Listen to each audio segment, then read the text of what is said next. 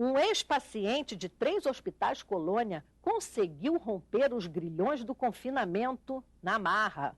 Em fuga do 3º leprosário, ele escapou da morte, das sequelas da doença e se libertou do ambiente que muitos internos chamavam de campos de concentração.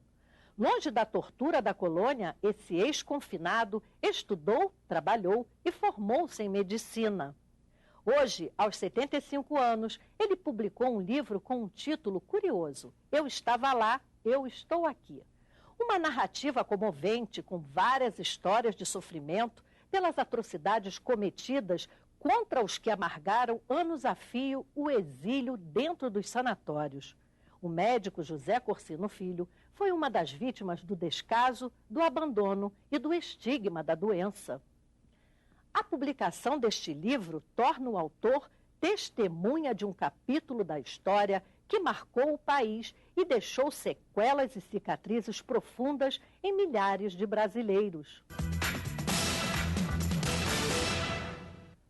O lançamento do livro do médico José Corsino Filho é um marco histórico na luta contra o preconceito e o estigma da hanseníase, tanto pelo que o autor narra no livro, como também pelo reconhecimento de que o Estado brasileiro tenta resgatar uma dívida social secular com as vítimas da doença.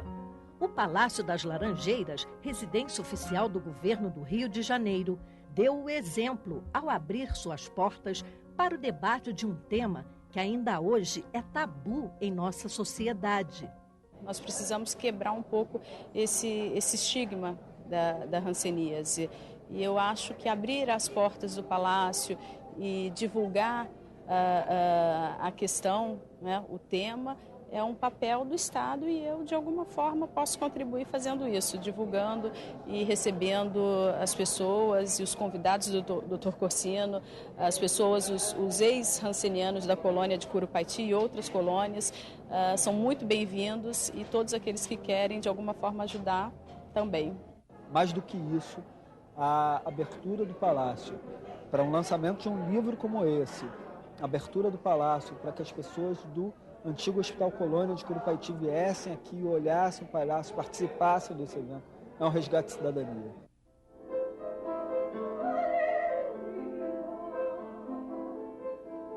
O salão principal do Palácio das Laranjeiras serviu de cenário para a festa de lançamento do livro desse mineiro, nascido na cidade de Viçosa e que ainda criança foi brutalmente separado da mãe e levado para um leprosário. Eu tive internado em 3 hospitais de lepra, superei tudo, me formei em médico. Pode haver outros casos, mas com diferenças. E eu fui uma criança sozinha em Padre Damião durante 20 meses, não tinha. Fui promovido a adulto com 12 anos de idade. Está escrito isso aqui, realmente fui. No Frei Antônio, fui a única criança, quer dizer, eu dos 12 aos 17 anos, eu fui uma criança sozinha. Não tinha criança, eu era a única. José Corsino autografou vários exemplares de uma história de vida comovente e sofrida. A narrativa teve início em 1946, após uma viagem de trem que fez aos 12 anos com a mãe para a cidade de Ubá. Corsino foi internado na colônia Padre Damião. Meu Deus, eu com 12 anos fui tirado da minha mãe, que no ano anterior não concordara que eu fosse para uma cidade vizinha estudar para separar de mim. Não concordou, de repente. Entendeu? Então essa história tinha que vir a público um dia, tinha que vir. Senão eu não estaria bem comigo mesmo. Agora o senhor está satisfeito? Estou satisfeito. É um depoimento importante de uma pessoa que está dos dois lados, né? Que viveu os dois lados da história, né? Viveu os dois lados, né? Sabe exatamente como um paciente, um portador dessa doença é tratado, foi tratado no Brasil, né? E ainda é, né? Porque há um enorme preconceito. O livro relata a trajetória do autor durante todo o período em que foi obrigado a viver longe da família por conta da doença. Em 160 páginas, o leitor acompanha uma emocionante história da vida de José Corsino Filho dentro dos leprosários. Ao fugir para sempre do Hospital Colônia, ele saiu em busca de um sonho: trabalhar para pagar os estudos. Na década de 60, concluiu o curso de medicina e, ao longo de todos esses anos, tornou-se um médico respeitado do estado do Rio de Janeiro. Trabalhei no INPS, dirigi um centro de saúde aqui no Rio de Janeiro, fui médico, fui funcionário público, me aposentei da Prefeitura do Rio de Janeiro com 44 anos de serviço. Eu entrei para o Distrito Federal como servente. Deixei de ser servente, estava no 3º ano médico. E quando passei para o curso de medicina, o curso era de dia e eu precisava trabalhar, eu fui trabalhar à noite. Trabalhava à noite e estudava de dia. Na verdade, ele quebra esse estigma da doença. Quer dizer, é possível você ser uma pessoa absolutamente normal como as outras. Ter a sua família, ter o seu trabalho, superar esse problema que ele teve e conseguiu superar. Apesar dos traumas vividos na infância e na juventude, a história de vida de José Corsino Filho teve um final surpreendentemente feliz. O que eu vou fazer mais na vida?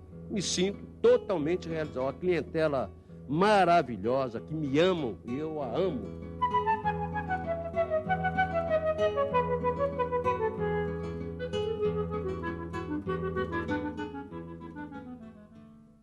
Anualmente, o Ministério da Saúde promove um encontro nacional com representantes de órgãos públicos e de entidades não governamentais que apoiam o programa de controle da hanseníase no Brasil. O objetivo é fazer um balanço sobre as ações de prevenção, controle e combate da doença deflagradas em todo o território nacional para saber se elas têm sido adequadas e eficientes. Agora, o desafio deste grupo de trabalho responsável pelo monitoramento da doença no Brasil é convencer todos os municípios a tratarem o problema da hanseníase com prioridade. O encontro deste ano reuniu representantes de 55 municípios, especialmente das regiões Norte, Nordeste e Centro-Oeste, que são as mais endêmicas do país. Como é que eu sei que tem transmissão ativa de hanseníase numa região? O número de casos novos diagnosticados, né? E esse é uma nova direção que o Ministério toma, porque até um ano atrás o indicador, que era chamado indicador de eliminação, era o número de casos em tratamento, né? E nós agora estamos olhando o número de casos novos que adoecem e especialmente o número de casos novos em menores de 15 anos. Um dos temas da reunião foi direcionado à prevenção da doença, principalmente entre crianças e jovens. Novos casos de contaminação de adultos vêm sendo diagnosticados em todas as regiões do país. Pernambuco, Mato Grosso, Pará e Tocantins são os estados mais castigados pela hanseníase. Nós precisamos conscientizar pelo menos cerca de 2.000 municípios no país que a hanseníase tem que passar a ser uma prioridade nos problemas que a gestão da saúde naquele município tem que atacar. E aí é um problema de toda a comunidade, porque aí os conselhos têm que pressionar para isso, porque eu acho que nós queremos municípios sem criança com hanseníase a mais curto prazo e no futuro sem ninguém portando hanseníase. E queremos pessoas também sendo diagnosticadas e tratadas sem marcas da doença. Muitos municípios têm deixado a desejar, né? Eu diria que quase a maioria deles tem se mostrado omisso no enfrentamento com a doença, né? Alguns estados também têm sido muito omissos. A coordenadora do Programa Nacional de Combate à Hanseníase do Ministério da Saúde considera a informação a forma mais eficaz de prevenção contra a doença. Daí a importância das campanhas educativas, ressalta Maria Leide. Para que a população saiba reconhecer os sinais e sintomas iniciais da doença, nós apresentamos nesse encontro uma campanha que vai ao ar nos próximos dias, que justamente para estimular o conhecimento da doença, porque o autodiagnóstico, a autossuspeição, né, ela é o primeiro evento que vai levar a pessoa a buscar o tratamento. Esta carioca de 27 anos venceu o medo do estigma e do preconceito e decidiu expor a própria imagem para contribuir com a campanha nacional de combate à hanseníase. Paula Brandão foi vítima da doença, mas descobriu logo no início. Fez tratamento e ficou curada. Ela confessa ter ficado assustada e com medo de ser excluída da sociedade ao receber o diagnóstico da doença. Quando eu descobri que eu tinha hanseníase, eu tinha medo das pessoas se afastarem, de não quererem me abraçar, de não quererem me tocar, de não quererem uma troca de carinho. Mas eu tive muito apoio dos meus pais, do meu irmão, dos meus amigos, dos meus amigos do trabalho, né? O meu grupo de amigos, eles são muito presentes, então, assim, eles acabaram vestindo a causa junto comigo. Saúde é bom saber. Hanseníase? O que é isso? É uma doença causada por uma bactéria que ataca a pele, os nervos do rosto, braços, pernas e pés. Como a gente sabe que está com hanseníase? Olhe o seu corpo, áreas que não suam, com perda de pelo e sensibilidade, manchas que não doem, caroços e inchaços podem ser hanseníase. Eu tive hanseníase, tratei e estou curada. Ministério da Saúde, Brasil, um país de todos. Hoje, além de participar da campanha de combate à hanseníase, Paula atua como agente de saúde na conscientização e educação de jovens que estão na faixa de risco. Eu acho que a gente precisa trabalhar, porque não só eu, mas como outras pessoas jovens, hoje em dia no Brasil, estão sendo acometidas pela hanseníase e já estão chegando nas unidades de saúde com sequela, né? Então, quanto mais cedo a gente diagnostica a hanseníase, mais cedo ela é tratada e menor o risco da pessoa ter sequela. Então, a juventude precisa estar atenta a esse lado também, não só as pessoas de 40, 50, 60 anos, porque é uma doença que tem um tempo longo de incubação, mas a preocupação é justamente com os jovens que estão cada dia mais adoecendo de hanseníase. Se eu reduzir a hanseníase em menores de 15 anos, esse dado me mostra que eu estou reduzindo fontes de infecção.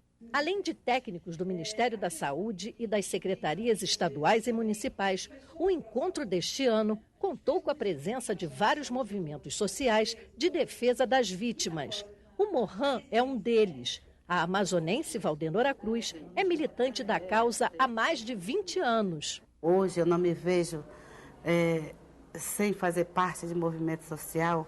A gente fica muito feliz assim, ter alcançado nossos espaços, como eu alcancei, representando esta demanda, por exemplo. Começando pelo Conselho Estadual de Saúde, onde lá estou representando a pessoa com deficiência física do estado do Amazonas. Hoje venho pelo Morran Nacional, né, fazendo parte da executiva deste movimento a nível nacional e representar, através do movimento, as patologias dentro do Conselho Nacional da Pessoa com Deficiência. No ano passado, em uma cerimônia no Palácio do Planalto, Valdenora Cruz foi a porta-voz do movimento de reintegração das pessoas atingidas pela hanseníase. Na ocasião, o presidente Lula assinou diante de várias autoridades e centenas de moradores de hospitais colônia a medida provisória 373, concedendo a eles pagamento de uma pensão vitalícia. Foi o único presidente a visitar as colônias do Brasil, onde na época de Getúlio Vargas ele inaugurava as colônias, mas jamais chegava dentro das colônias. E hoje nós estamos na história, isso é história para nós, presidente Lula. Nós estamos combatendo uma arbitrariedade. Ainda que praticada à luz da ciência da época, estamos recompondo a dignidade humana de pessoas que não tiverem e não têm a menor culpa ou responsabilidade pelo que sofreram ou pelo que sofrem. Muitas vezes a dor de uma doença, ela dói menos do que a dor do preconceito a que a gente é submetido.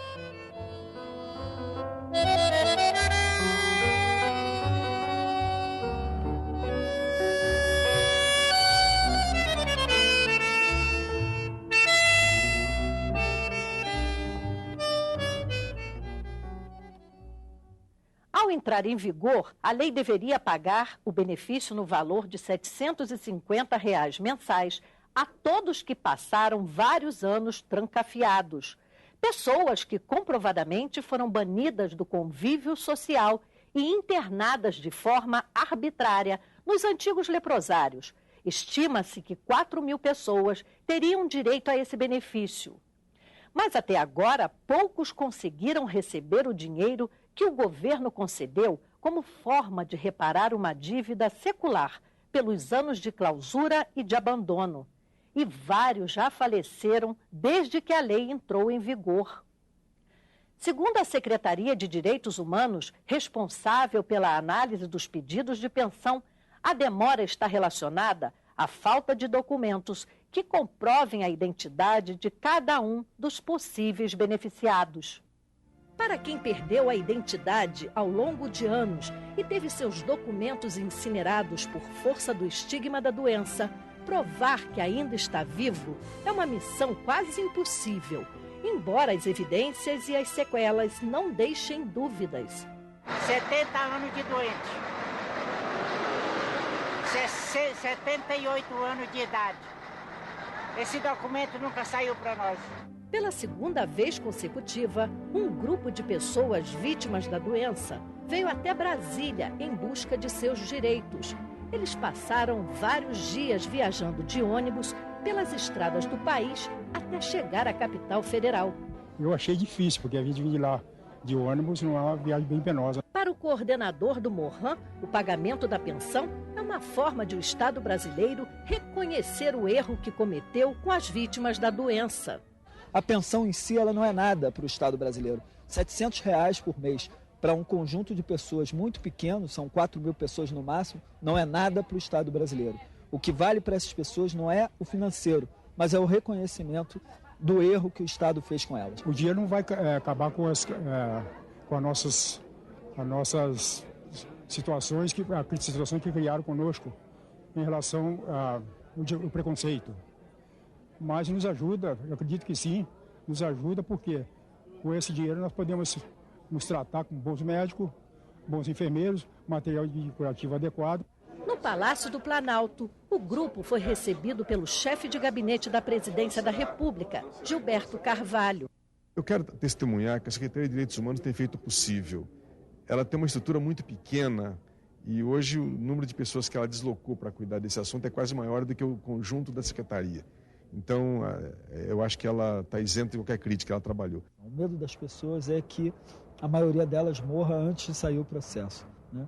E com esse compromisso que a gente sai hoje da Presidência da República, de se estudar meios para que possam acelerar, a gente acredita e se renovam as esperanças para que a gente possa acabar logo com esses processos de indenização para as pessoas que já sofreram tanto e não podem sofrer agora com o processo de reparação do Estado. Quantas pessoas que já morreram?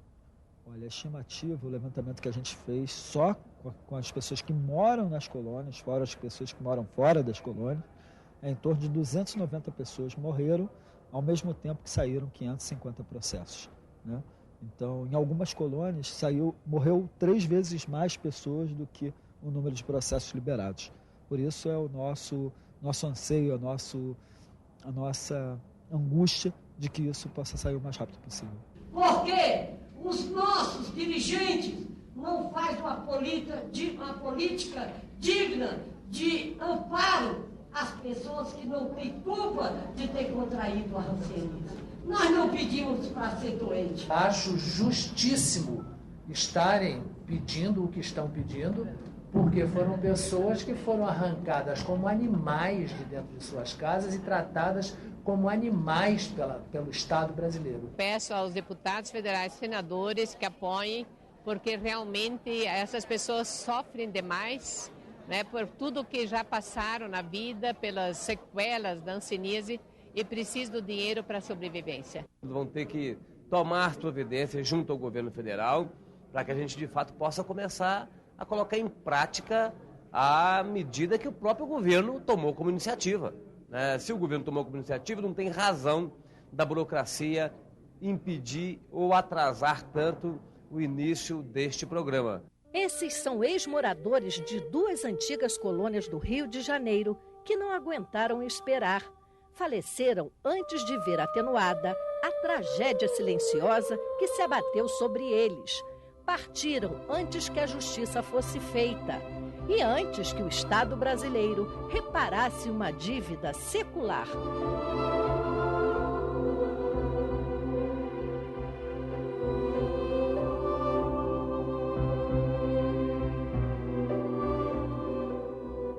como eles, foram enterradas a dor do abandono e a esperança de terem resgatado o direito a um final de vida mais digno. O programa de hoje foi dedicado à memória das vítimas da hanseníase e é também uma forma de se homenagear a todos que corajosamente se engajaram na luta pela conquista dos direitos desses cidadãos. O Inclusão termina aqui. Se você quiser participar do programa, mande um e-mail para o endereço inclusão@senado.gov.br. Nós terminamos o programa de hoje com imagens de pessoas que viveram o martírio do confinamento, uma prova real e inquestionável de violação dos direitos humanos. Até a próxima!